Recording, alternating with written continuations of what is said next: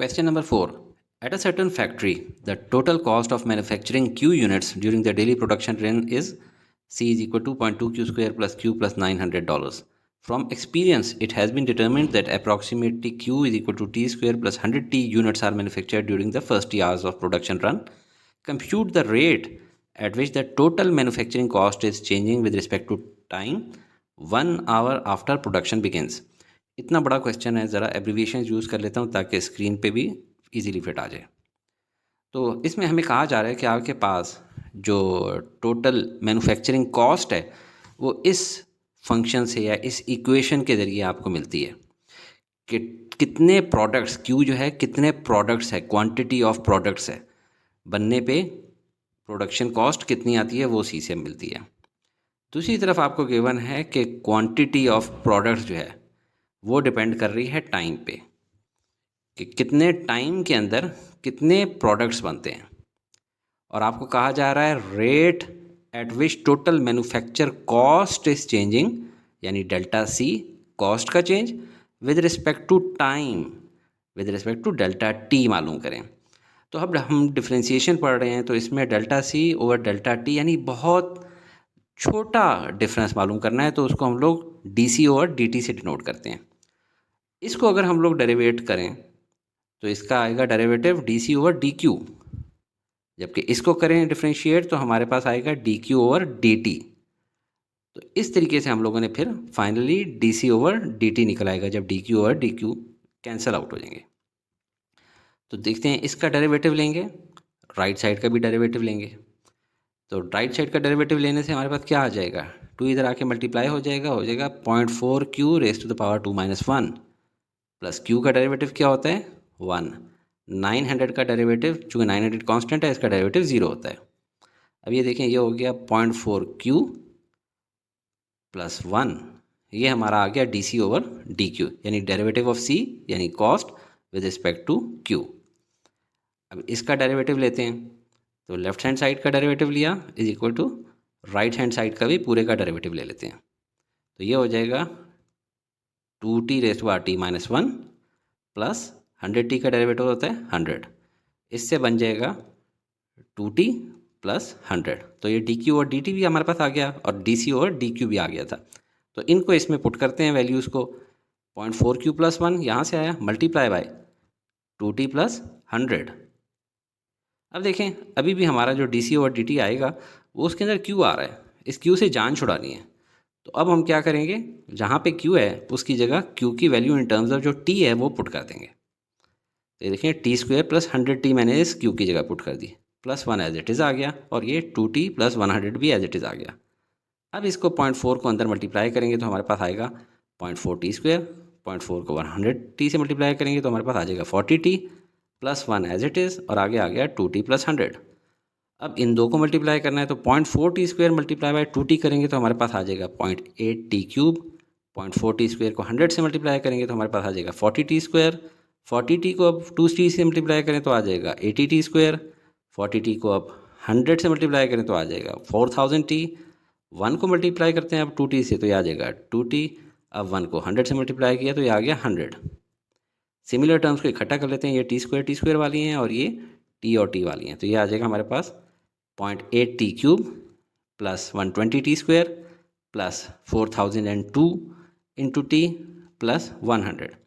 ये हमारे पास हमारे D C over D T आ गया, जो हमसे आज तक पूछा गया था कि D C over D T निकालें और फिर क्या करें 1 आवर के बाद देखना है कि चेंज कितना आ रहा है। तो इसके अंदर अब हम लोग क्या करेंगे, at T is equal to 1 time, जब 1 घंटा हो गया है तो तब देखना है कितनी हमारी चेंज इन प्रोडक्शन कॉस्ट आ रही है विद रिस्पेक्ट टू टाइम। तो डालते हैं 0.8 into 1 cube plus 120 into 1 square plus 4002 into 1 plus 100 as it is. अब इसको 0.8 मल्टीप्लाई बाय 1 से 0.8 ही आता है, 120 थे 120 ही आता है, 4002 प्लस 100, तो इन सब को सम करेंगे तो हमारा $4222.8 पर आवर हमारा रेट ऑफ चेंज आ रहा है in production cost with respect to time. तो ये हमारा आंसर है। अब यही सवाल एक और मेथड से कराता हूँ जिसको मैं आपको ग्राफ से भी समझाऊंगा।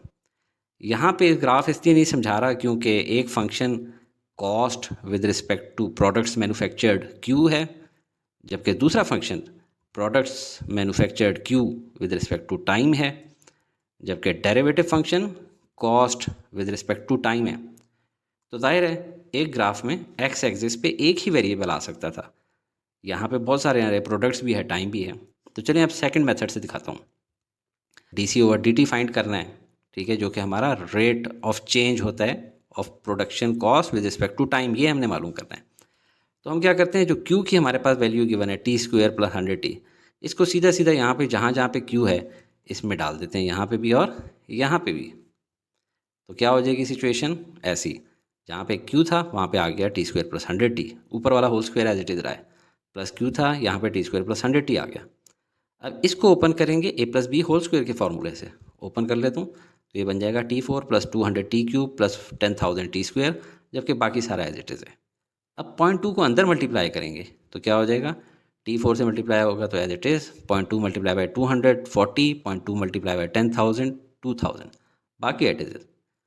अब देखें ये दो टर्म्स इकट्ठी हो सकती हैं क्योंकि अब इनकी पावर सेम है, बाकी एज इट इज़ रहेगा 2001 टी स्क्वायर। तो ये हमारे पास अब आ गई equation of production cost in terms of T, ये हमारा फंक्शन आ गया। अब काम आसान नज़र आ रहा है। अब हम लोगों ने क्या करना है, हम लोगों ने डिफ्रेंशिएट करना है इसको with respect to time T, जो कि हमारा रिक्वायर्ड सीन है। तो ये क्या होगा, इससे आ जाएगा 0.8t क्यूब, क्योंकि 4 इधर आया, इधर से मल्टीप्लाई हुआ और t की पावर एक कम हो गई।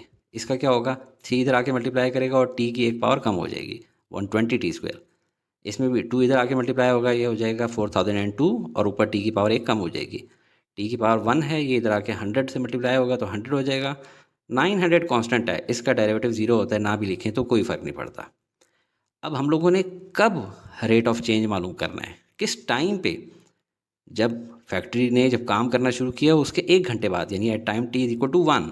तो जहाँ जहाँ पे t है इसके अंदर आप 1 डाल दें, 0.8 into 1 cube plus 120 into 1 square plus 4002 into 1 plus 100। इससे हमारे पास वही आंसर आ जाएगा जो पिछले तरीके से हमने किया था, और वो था $4,222.8 पर आवर। इस तरह का इसका ग्राफ आ रहा है हमारे कॉस्ट के फंक्शन का। देखें कॉस्ट के फंक्शन में मैक्सिमम पावर क्या है, 4 है, इसलिए क्वाड्रेटिक स्टाइल का बनता है, मगर टाइम क्योंकि लेस देन 0 नहीं हो सकता, इसलिए ऑल ऑन पॉजिटिव साइड है, नेगेटिव साइड पे हम लोगों ने ग्राफ नहीं ड्रॉ किया। स्टार्ट कहाँ पे हो रहा है ये ग्राफ, प्रोडक्शन कॉस्ट 900 से इक्वेशन में देखें ना, वाई इंटरसेप्ट क्या लिखा हुआ है 900, यानी 900 से स्टार्ट हो रहा है, 0 से क्यों नहीं स्टार्ट हो रहा। प्रोडक्शन कॉस्ट अभी फैक्ट्री शुरू हो रही है, जब काम करना शुरू हो रहा है तो पहले ही प्रोडक्शन कॉस्ट 900 पे क्यों चलेगी, क्योंकि फैक्ट्रियों में प्रैक्टिकल लाइफ में ये है कि देखिए रात को फैक्ट्रियाँ बंद होती हैं लेकिन बिजली चल रही होती है, गार्ड के पैसे देने होते हैं। तो जब शुरू में फैक्ट्री स्टार्ट होगी सुबह के टाइम, तो ऑलरेडी प्रोडक्शन कॉस्ट कुछ ना कुछ लग चुकी होगी, खर्चा आ चुका होगा मालिक के ऊपर। तो वो ये है जहाँ से आपको नज़र आ रहा है, ठीक है। अब डेरिवेटिव फंक्शन जो ये आपके सामने है, अभी इसका ग्राफ ड्रॉ करते हैं। ये इसका ग्राफ ऐसा बन गया। डेरिवेटिव फंक्शन जो है हमें क्या बताता होता है, हमें स्लोप बताता होता है मेन फंक्शन का। कॉस्ट के फंक्शन में ये आप देखें, कॉस्ट का फंक्शन है, इसके फंक्शन में जब t की जगह 1 पुट करें, यानी अलोंग टाइम एक्सिस जब 1 पुट करें तो क्या आना चाहिए, प्रोडक्शन कॉस्ट हमारे पास आएगी, वो है 3041.2। अब डेरिवेटिव फंक्शन के अंदर देखें, ठीक है, 0 भी पुट करेंगे और 1 भी पुट करेंगे इसमें, ताकि हमें 0 पे भी पता लग जाए और 1 के ऊपर भी पता लग जाए कि क्या वैल्यू आ रही है y की, क्योंकि वो हमें स्लोप बताएगा इसका, हमारे मेन फंक्शन का। तो चलें पहले 0 पुट करते हैं। 0 पुट करने से देखें ये भी 0 हो जाएगा, ये भी 0 हो जाएगा, ये भी 0 हो जाएगा, 100 रह जाएगा, जो कि हमें पता है 0 के ऊपर 100 आ रहा है। यानी इस पॉइंट से हमें, इस 100 से हमें पता लग रहा है कि यहाँ पे हमारे मेन फंक्शन का यानी प्रोडक्शन कॉस्ट का रेट ऑफ चेंज क्या है, उसका 900 उसका जो है वो स्लोप आ रहा है।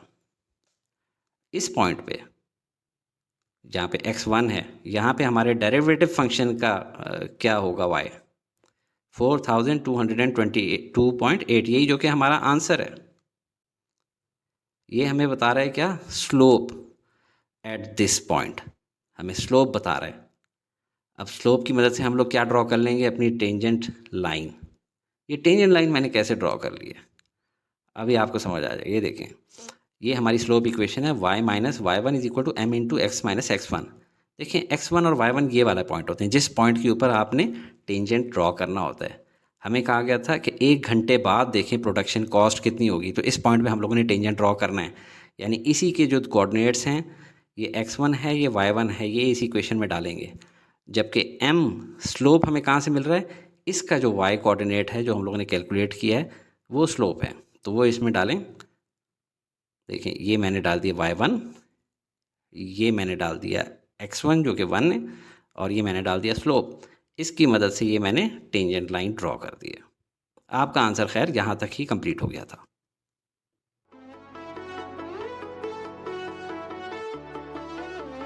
Study with me, a learning experience.